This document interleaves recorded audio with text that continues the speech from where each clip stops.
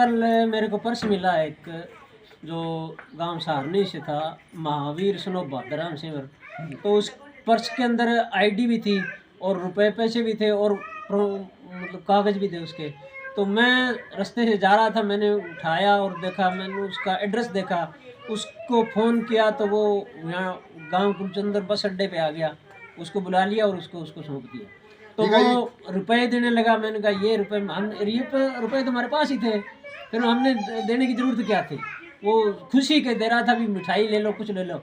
मैंने कहा हम नहीं लेंगे, जो ये साथ खड़े हैं ना उनको दे दो, ये मिठाई लाएं, गौशाला दें, मंदिर में दें, कुछ भी दें। नमस्कार दोस्तों, आपको एक खास तस्वीर दिखा रहे हैं जिसके बारे में हम आपको बताएंगे विस्तार से और उसके बारे में पूरी कंप्लीट जानकारी देंगे। तो उसके बारे में आपको बता दें कि भारतवर्ष के अंदर एक ऐसा देश है, भारतवर्ष विश्व के अंदर ऐसा है, वहाँ अभी भी कहते हैं इंसानियत जिंदा है।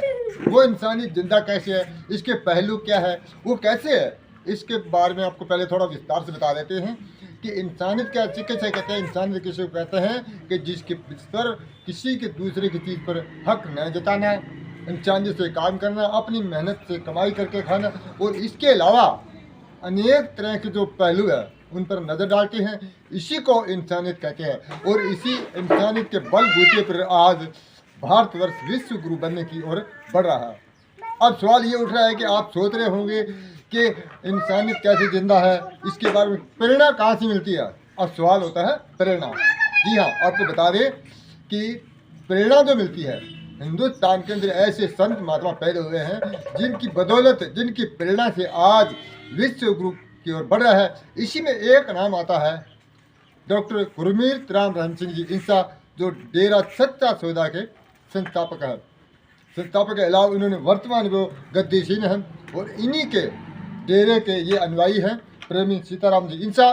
तो इनके द्वारा कल आपको एक पर्स मिला, उन्होंने इंसानियत के नाते उसको बुलाकर उसकी आईडी चेक करके कंप्लीट करके उनको वापस कर दिया गया।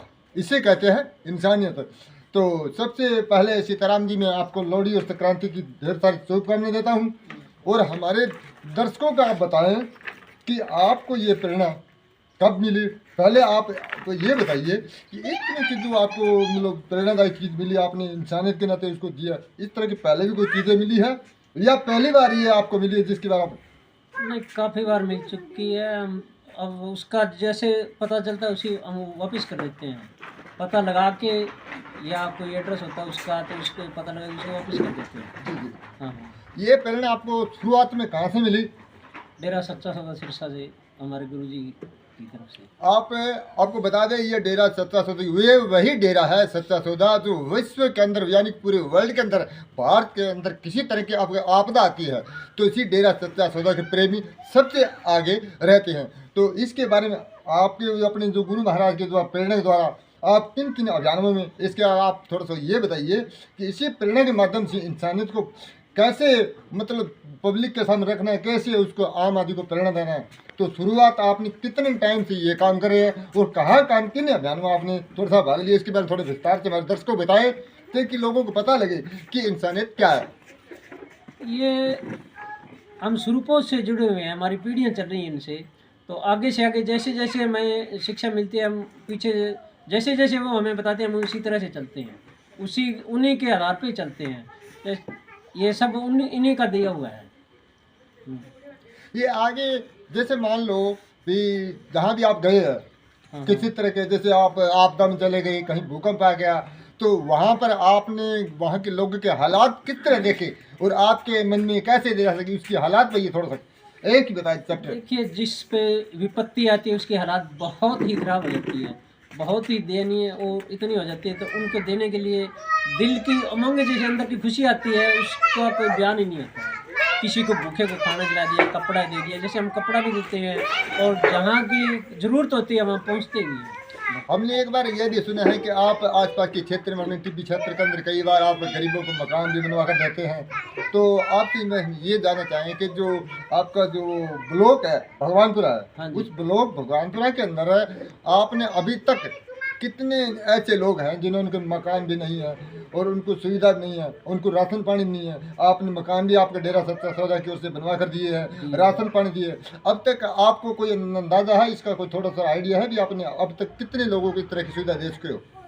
नहीं, इसमें तो हर एक गांव में एक दो मकान तो लगभग, जितने ब्लॉक में गांव है लगभग ही एक या दो और मकान भी बनाए हैं, और लड़कियों की शादी में भी सहयोग किया है, और वैसे राशन भी देते हैं, वैसे भी देते नहीं, हैं, आगे वाले कपड़ा और वो भी देते हैं, जैसे कपड़ा की जरूरत होगी ना तो सर्दियों में जिसको उनको कपड़ा भी देते हैं। आगे आपके डेरा की ओर से कौन सी मुहिम चल रही है, मुख्य मुहिम कौन सी है, उसके बारे में थोड़ा विस्तार से बताइएगा। मुख्य मुहिम तो यही है, ज़्यादा तो नशा छुड़ाने की है। हाँ जी।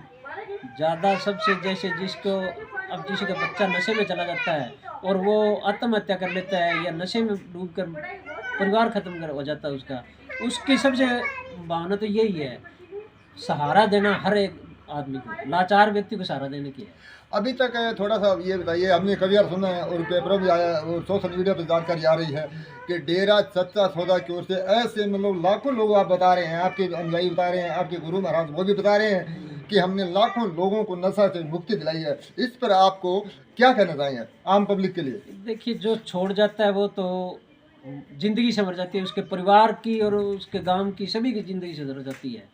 जैसे एक माँ का बच्चा है, वो नशा करने लग गया तो वो माँ बाप दोनों उसके कड़पते रहते हैं उसके लिए, और वो नशा छोड़ जाता है और खुशी का माहौल आ जाता है उसके घर में। दोस्तों तो ये है, इसे कहते हैं दोस्तों इंसानियत के अंदर ऐसे बहुत आपको काम करने को देखने मिलेंगे। ये प्रेरणा का स्रोत है। जहाँ पर बात आती है आम लोगों से जानकारी लेने की, तो ये जो बता रहे हैं सीताराम जी इंसान, ये बता रहे हैं कि प्रेरणा इसे कहते हैं, और इसी प्रेरणा के माध्यम से जो ये प्रेरणा इनको कहाँ मिलती है, संतों के द्वारा। संतों के द्वारा दी गई प्रेरणा कभी अधूरी नहीं होती और ये भविष्य के लिए काम आती है। तो हमारे दर्शकों को ये कहना चाहेंगे कि जो हमने आपके सीताराम जी इंसान के साथ जो इंटरव्यू लिया है, इनसे जानकारी ली गई है, इस पर आपकी प्रतिक्रिया क्या है, आपको क्या लगा, आप अपने कमेंट बॉक्स में हमें अवश्य बताइएगा।